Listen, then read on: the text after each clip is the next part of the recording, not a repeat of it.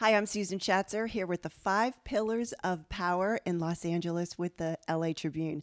We are here interviewing one of our cast members and a producer, Tiffany Cano. So welcome, Tiffany. So glad you are here with us today. Thank you so much. I love LA Tribune. I love the Pillars of Power movie. I've already filmed so far and it's been exquisite. I bet there's so much fun. We are in this mansion high up on a very steep slope. And the view up here is amazing. So you were here bright and early this morning. Tell us what was happening when you got here. I actually arrived yesterday, but even though we have a full house, with crew and cast, there's been a peace, there's been a flow, there's been, just being able to move with ease as we've needed to around this gorgeous mansion and all contribute and do our parts. That is so cool. And the thing I love about working with the members with the 5 Pillars of Power, but also the LA Tribune, is that everyone, do you feel, is very heart-centered? Is that what you would say, Tiffany? Absolutely. There's an overall heart and consciousness present within our community. I mean, we're basically building this conscious community together and then inviting you to come and play with us. Which is the best part and why we're here. So excited to have you with us. So tell us a little bit, Tiffany, about, when you were a child to where you are now and what has changed since you said yes to being a part of this movie. Well, since I was a small kid, I could see energy clairvoyantly and I could heal. I started getting paid for healing when I was 8 years young, $1 for 10 minutes. Yep. And I've been teaching transformation workshops for the last 30 years. And it's a labor of love. It doesn't even feel like work. I just love and get paid. And since I said yes to being a part of this movie, doors have just been opening. Life just feels beautiful. Opportunities to speak on stages and be in additional movies and have new clients, and all of that has just been opening up because I was living in the yes. I was living in the how may I serve? God guide me. How may I serve? And so that's just been the vibe of ease and fun and play and love. It is so bright to see you. Like her energy level is through the roof since I got here. And I'm excited to be in this movie with you. So tell us a little bit about LA, because you live here and we are on the backside of the fires, the horrendous fires that have taken out so much of the landscape here. Tell us, Tiffany, what was it about that you had to go through in order to be here with us today? The fires have been devastating. I know 27 people who've lost their homes from the Palisades fire and 4 or 5 from the Easton fires. And my heart breaks for just the loss, the devastation. I was physically safe where I was at, but all the smoke and bad air really wiped me out. I mean, I didn't even know if I could make it here for filming. I was so sick from all the smoke and the toxins in the air. My face blew up, my glands, my limbs. I felt like I had like a frog chin, that pops out. I've been icing my face and getting vitamin IVs and healings just so that I could be here today. And it's been really hard. A few of the places that I've lived at in the past, those were part of the evacuation zone. And Yeah, your house is still in the red zone. Is that correct? Yes. This entire time, my house has been in the red zone, red flag warning because of all the winds. And I have chickens and I have an organic garden, and I was worried to leave animals behind, but I have people who are helping me to manage things and will, take them with them if, God forbid, embers fly that way. It heads in that direction. So what have you learned battling that and being here? It definitely deepened my faith. Faith that everything was going to work out. I also had to release guilt, like survivor's guilt, because I've known so many people who lost everything. Some people had nothing, like they had to leave so fast, they had nothing. And I had to let go of that heaviness just to be able to then, be here, be present, and let myself be that divine instrument. Because even though tragedy happens around the world, we can still be the light, the love, and that's our part. That's my part. And that's what I chose. Well, we're very happy. And we, just our heart goes out to everyone who has lost their home, their possessions, and their life history here in LA. So tell us, Tiffany, about your company and what you're doing with it now that everything has sort of tripled and quadrupled in activity. Tell us a little bit about it and what's happening now. Highly Perceptive People Academy has been growing in these last few years. I've also certified coaches and healers to do the quantum empowerment technique. That is a modality that was channeled through me. I have a few coaches and healers who work for me in my company within my embodiment program. I have my clients are global, international. It's so rewarding to see their dedication.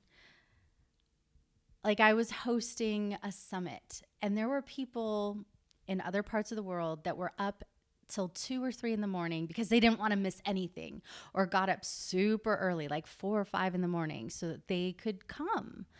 And you were actually part of, past summit, and it was really exquisite. And the people who I tend to attract are also heart-centered. I think the vibe that we give out is what comes back to us. And I care about that. I care that, you're empathic, spiritual, intuitive, with the heart-centered way of living, and then want to grow and expand that, right? And expand that in a way that has you feel so fulfilled and open up to love and money and health and joy and a stronger spiritual connection. So it's such a beautiful thing.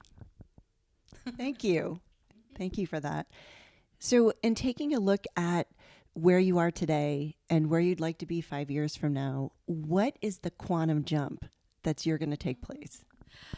Gosh, I am just so living in the moment. I don't even know. This year I'm in 3 movies, 3 transformation documentary movies that are coming out to Netflix, Amazon, Gaia, Hulu, possibly the theaters. And so I know that's probably going to skyrocket me in ways that I hadn't even considered. I have a few books that are coming out. They're cute. They're like fiction, sweet romance books, but they have spiritual and transformation teachings woven in, so that it's an invitation for the masses to spiritually wake up. Yeah, to step into a different possibility. Nice. So let's go back to the little girl you and where you are today. What would you tell her now that you're this age that you didn't know then? Gosh, My little Tiffy. She's a horse rider. She was super sensitive and clairvoyant. I wish I could teach my little Tiffy how to have healthy boundaries, because, when I was that age, I felt everything and I had no filter. I had no discernment to understand what was my energy, what was somebody else's energy. So if my parents were in a bad mood or they were fighting or feeling sad, I felt that in me. And I had no discernment to know that it wasn't even mine, it was theirs. And that would wipe me out. Or being in chaotic, busy, public places felt like a wipeout.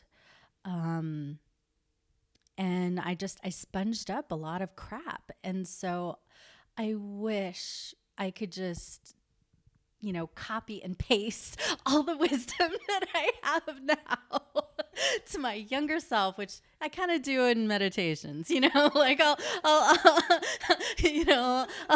try to reprogram on my timeline, to like give her some of that wisdom and strength and let her know that all will indeed work out. I'd also warn her about a few guys that I dated, saying, don't go there. Been there, done that, not so good. Yes. I mean, we all go through ups and downs and we learn lessons and we work out some karma. And for the most part, I wouldn't change stuff, even though it was horrible. Some of it was quite horrible.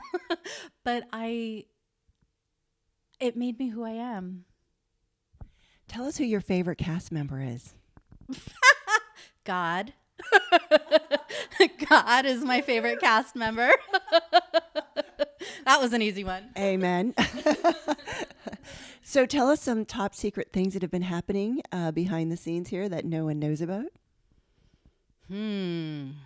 What's the dirt? What's the secrets? I mean, the team and I, we have meetings. We're trying to create a space of love and safety and connection and elevating the consciousness of the planet. And so, that starts from the inside out. So we're trying to, first and foremost, be our best version of ourselves as we're, doing all these team functions. And we just had some lunch and some of the team was cooking, and we are scurrying around in socks, fuzzy socks, because, just to minimize any sound. So don't look at our feet.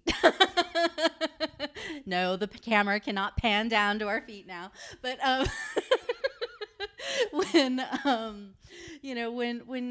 when we are gathering as these conscious individual souls trying to contribute in our small way to humanity, it's magic. It really is. Just when I stepped in the front door here this morning, there was silence. It was like, is anybody here? Is anybody home? And then the laughter broke out. So that was a ton of fun to see that there was actually people that were having like a really good time on set. Because, sometimes you just never know. This is the second set you're on. What is the difference between this one that wasn't on the first one? It's very different. Let's just say that the things that I learned from the first one for sure helped me to be mentally and physically prepared for this set. And I love that we did a pre-production meeting with the cast. There was more insights and giving us an idea of what to expect. Because I was pretty new, in the first one. I didn't know what to expect. But because I worked out the anxiety and the fear and trepidation the first time, I have not had any of that this time around. You haven't had time. to be nervous. No, but it's just love. I mean, it's just another day at the office for me. I don't view it as, oh, I'm in a movie. I just view it as me being love and sharing that with other people. So there's nothing to fear there. Beautiful. Thank you so much, Tiffany. I know one of the like important things that people have when they come to you is that something in their life is not working for them. So I know you're talking about that on the movie, bringing that forward for people. So tell us what we're going to look forward to when the movie comes out about your segment. Actually, I talk quite a bit about love and forgiveness and opening yourself up to being courageous and brave and doing, things that are sometimes uncomfortable, and how that will help you to step into a life of greatness. We're going to talk about some of the things that Tiffany's done with her clients that have been unbelievable, spectacular, fantastic, and out of this world. Tell us, Tiffany, what's taking place? Well, I've been facilitating healing since I was 8. So, gosh. Well, That's a lot of years. 40-ish? Almost. Yeah, almost. I don't look it because I meditate. I have a fountain of youth. But yeah, that means I've almost been getting paid for 40 years. Yeah. And I love it. So clients come to me because they want more money or more health or love in their life or a stronger spiritual connection. And I've been blessed to be able to see what's going on at a subconscious level. So I can tap in and see, even though there's like 100 to 200 conscious thoughts, there's 11 million subconscious thoughts. And that's usually what is blocking people from success. And so I'll tune in and see that, when they were 3 years old, daddy yelled at her and now she feels unloved and judged and criticized. And that's directly affecting both her finances and her self-esteem to feel worthy and get out there and make money. But it's also affecting her relationships and kind of closed off to love. And so we'll do a process to help release that. And some of these miraculous healings can happen in, a few minutes, one session. And some things take longer. I had a client just send me a message. I did a 30-minute session on her. When she was a teenager, she tried to commit suicide. And for like 40 or 50 years, she has continued to have suicidal ideation. And one 30-minute session and it was gone, like gone, even after doing years and years of therapy and various healing modalities and techniques, and it was gone. I also had a client whose house was in the fire zone. And, I was doing like massive prayers and blessings to protect her home, protect her and her family. And it was safe, where others really close to her all burnt down. I've had clients who their money increased or they were able to buy or sell their home. I remember my friend Anna, she was trying to sell her home, and she got it for like $100,000 or $200,000 over asking price. And that was, when things were really hopping. And so there's lots and lots of ways that healing can happen. One of my clients, Maribel, went on a spiritual retreat with me in Assisi, Italy. I used to do spiritual retreats globally. And she met her husband on that vacation, little spiritual retreat, and then opened herself, her heart, her crown so much that she opened up to love and met the man of her dreams and got married, right? So And how do we get some of that? here you go. Sprinkle, sprinkle. I have a wand. I'm not kidding you. I have a glittery wand. We can edit in sparkle dust in post-production. We could turn the microphone into another wand. Indeed. Cool. Like people really, like everything changes for them. And how do you feel inside knowing that you were the catalyst for that? Everything does change. So even though they might come to me because they want money or a new career, but when we do that inner work, helping to heal those deeper core wounds of not feeling loved, not feeling seen, not feeling safe, not belonging, not feeling worthy or deserving, as those are shifted, it impacts every single area of their life, every area. And then, they're skyrocketing in ways that they didn't know. And I feel happy to be able to have contributed to that. It's not me that's doing the healing. I just get to be that divine instrument and watch people blossom. It's a beautiful thing, isn't it? Mm-hmm. Ooh. When I've done in-person workshops, we've done before and after photos of people. Their face, their body is so different.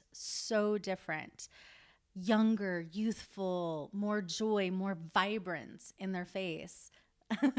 I also have done something specifically called pranic facelift, which physically makes your face look younger, because when there's trapped emotions stuck in your body, well, that can actually massively contribute to wrinkles and looking old, feeling old. And so in the Love Yourself Beautiful program where I do these pranic facelifts, it's about releasing all that pain, all the hurt, all the sadness, whatever's stuck in your body and in your face. And then like blessings with rejuvenating, healing energies to replenish.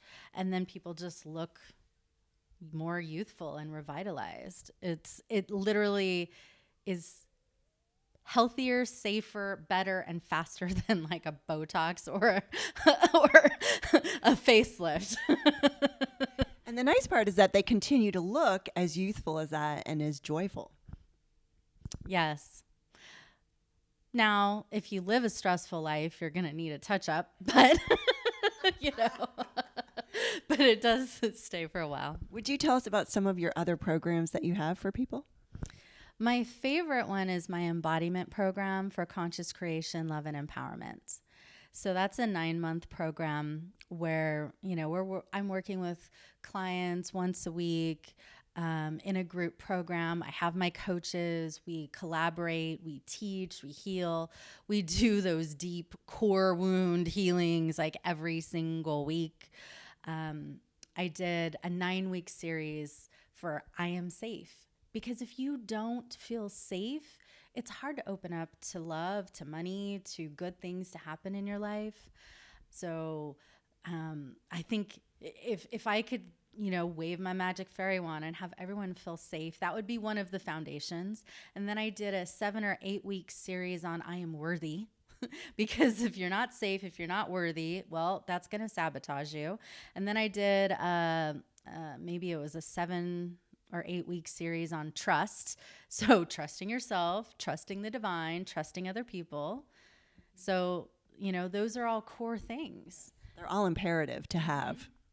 And then within the embodiment program, we did an 11-week series on boundaries, because as well, for me, I'm empathic, so I feel everything.